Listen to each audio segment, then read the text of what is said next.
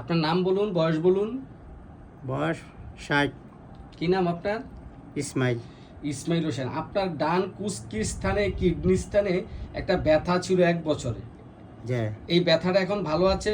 অনকা ভালো আছে। ভালো আছে।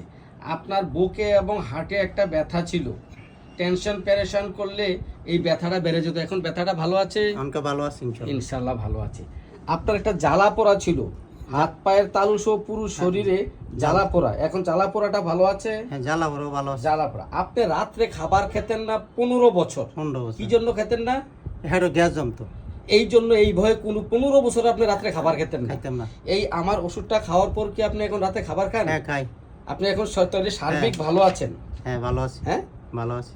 আচ্ছা, আপনাকে ধন্যবাদ। হোমিওপ্যাথির সাথে থাকবেন, হোমিওপ্যাথির প্রচার প্রসার করবেন, সবাইকে বলবেন হোমিওপ্যাথিতে রোগ ভালো হয়।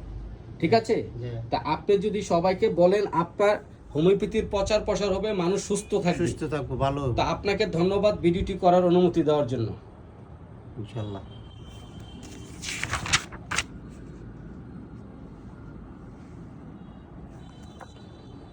ধন্যবাদ আপনাকে।